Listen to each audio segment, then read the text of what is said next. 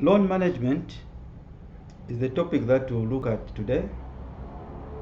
I've looked at it that the idea of loan or credit among most of the Zambians or most of the people worldwide seems to be a thing that a lot of them go into it, and as such there are situations whereby you find that they have a lot of problems of how they can manage that particular loan.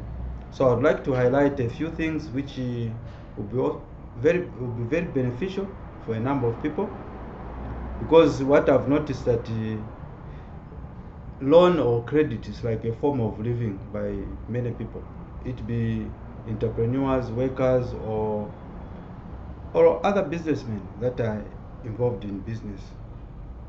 Otherwise, I'm Phahlani Moyo, the author of a book called You Are Born for Business, which is currently selling on Amazon. And for those of you that have got PCs or iPad or iPhones, you can go for it and buy. However, the question that I can pose is, what is credit?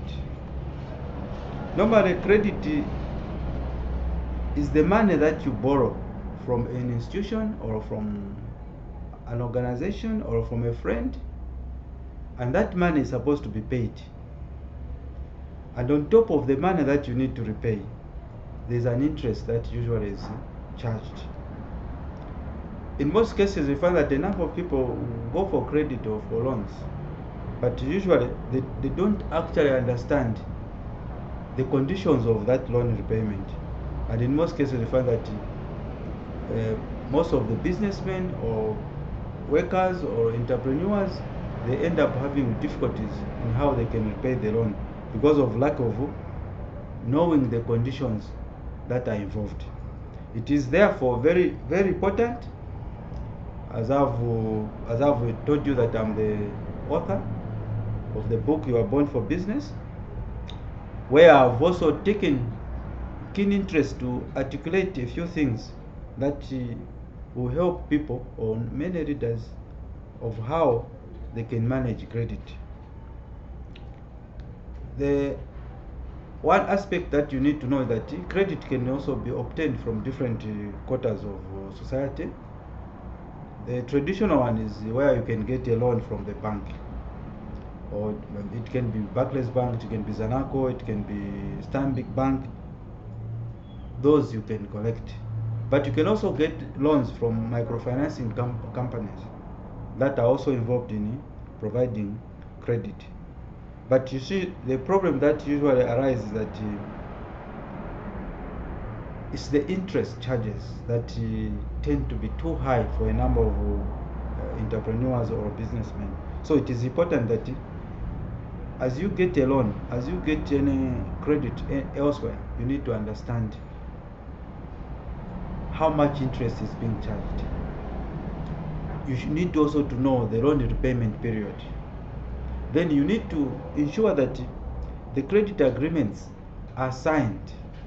That's why I find that if you take, for instance, most of the farmers, like the current situation that was prevailing in Zambia, where you had the cotton farmers,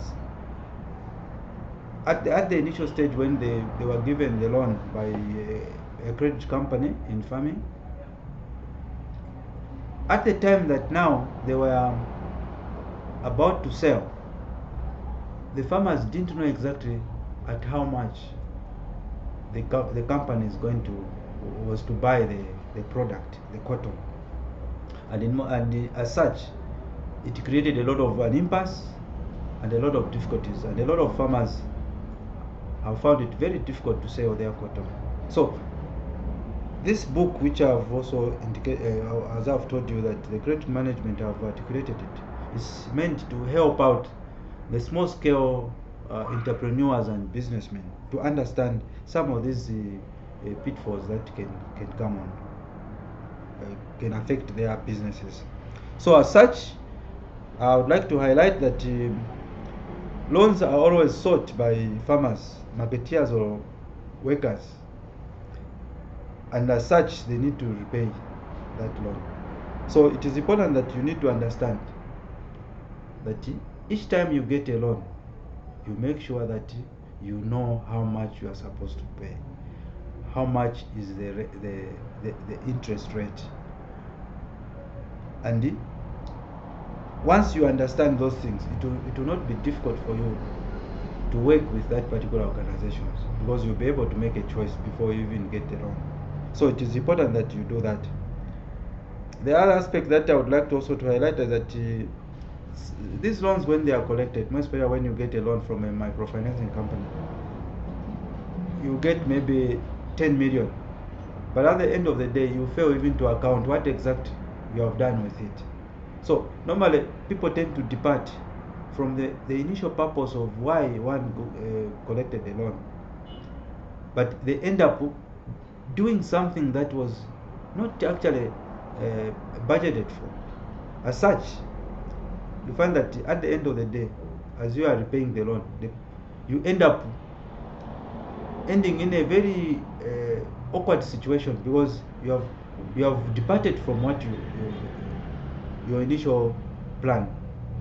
So let's stick to the budget and the purpose of the loan, because I know at times people to get loans because they would want to pay school fees or use it for medical fees, or maybe they would want to do a construction of a house, or maybe they would want to invest. Now, and I know in most cases also there's also agriculture loans that are given for many of our farmers. So it's important that you stick to the plan, the purpose of why you collected that loan, because once you do that, then it will be easier for you to account for the loan itself. Then the other aspect that it should be also important is the importance of paying a loan, because when you pay a loan, you become a free person. People will never follow you. And then on the other hand, it was also important for you that the next time you'll be able to go back to that institution where you got a loan, and they can easily give you another loan. So once you do that, it means that even the lending institution, their revolving fund will be able to multiply, because you are paying back.